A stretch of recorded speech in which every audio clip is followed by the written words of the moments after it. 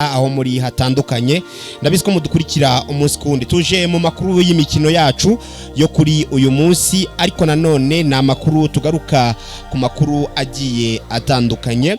mu nyemerero tubanze tunyure gato muri Gasogi United kwicukumburwa ryakoze rero uko Kenisi yirukanye Emery Mwiki muri restaurant akabyegeka ku mvune y'Amavubi byagenze bite ese ikibazo cya Emery Bayisenye ndetse na Kenisi kimeze gitereka tukinjiremo tugesesengure hano kuri Sport TV Rwanda hanyuma namwe mutange ibitekerezo byanyu munyuze hasi muri comment ariko kandi mushobora kuba mwana dukurikira live kuri YouTube channel yacu ni Sport TV Rwanda mukaba mwakora subscribe kugira ngo ibiganiro dushyira umunsi kundi birusheho kuba byagenda neza reka turebe ese ni kibazo ki Kenisi abivuga gute ese Emery Bayisenge we abivugaho iki Perezida wa Gasogi United Kakoza Nkuriza Charles yemeje ko myugariro Emery Bayisenge nta kibazo yagiranye n'ikipe ahubwo impamvu atagaragara ari ikibazo cy'imvune Perezida wa Gasogi United Kakoza Nkuriza Charles yemeje ko myugariro Emery Bayisenge nta kibazo yagiranye n'ikipe ahubwo impamvu atagaragara ari ikibazo cy'imvune yagiriye mu Mavubi gusa bitandukanye n'ukuri guhari ese uko kuri guhari nukuhe reka tubyinjiremo neza turebe akantu ku kandi uko bimeze hanyuma ubwo namwe mudukurikira umunsi kundi hano kuri Sport TV Rwanda muratugenda muduha ibitekerezo byanyu mu gushyingo rero kwa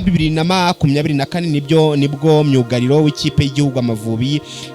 Bayisenge Emery yerekeje mu ikipe ya Gasogi United nk'umukinnyi utari ufite ikipe yemera kuyikinira kugera champion irangiye uyu musore rero yagiye muri ikipe nk'umukinnyi ngenderwaho wari ukenewe cyane kuko umuyobozi wayo yari amaze iminsi ataka ikibazo mu bwugarizi bwe Emery wari umaze iminsi akora imyitozo ku giti cye yageze muri Gasogi United ahita afatanya n'abandi ndetse abona umwanya ubanza mu kibuga byatumye rero mu kuboza ahita ahamagarwa mu ikipe y'igihugu Amavubi uyu musore rero gusa yaje kugira akabazo k'imvune katumye atajyana n'abandi muri Sudani y'Epfo mu mukino wo gushaka itike y'igikombe cya Afrika cya CHAN Bayisenge Emery nyuma yagarutse mu ikipe ndetse aza kugira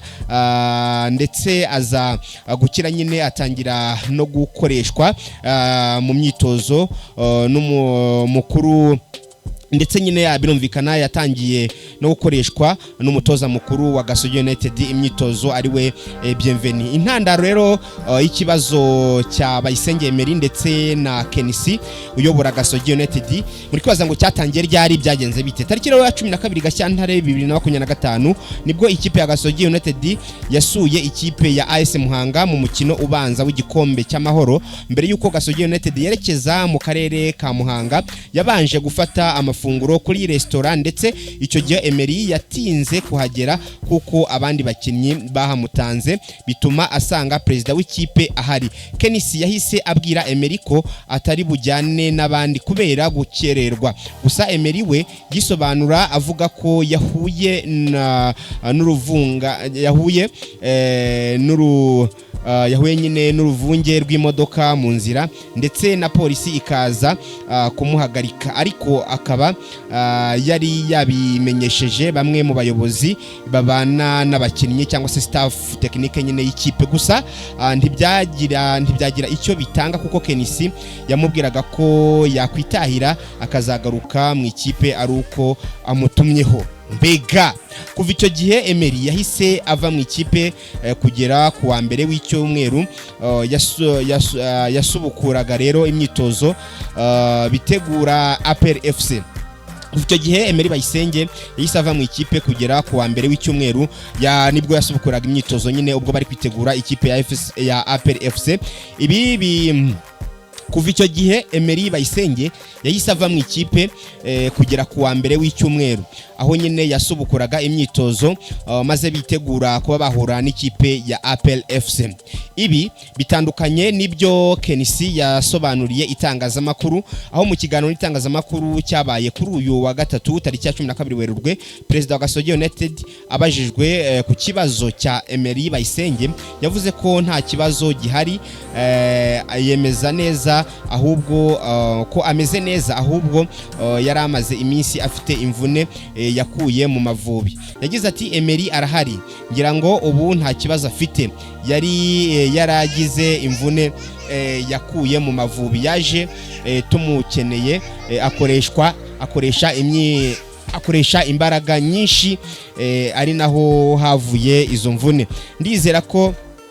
mu kiganiro n'itangazamakuru cyabaye kuri uyu wa gatatu tariki ya 12 Werurwe, Perezida wa Gasogi United abajijwe ku kibazo cya Emery Bayisenge yavuze ko nta kibazo gihari, ameze neza, ahubwo yaramaze iminsi afite imvune yakuye mu Mavubi. Yagize ati Emery arahari, ngira ngo ubu nta kibazo afite, yari yaragize imvune yakuye mu Mavubi, yaje tumukeneye, akoresha imbaraga nyinshi, ari naho havuye izo mvune. Ndizera ko mu gihe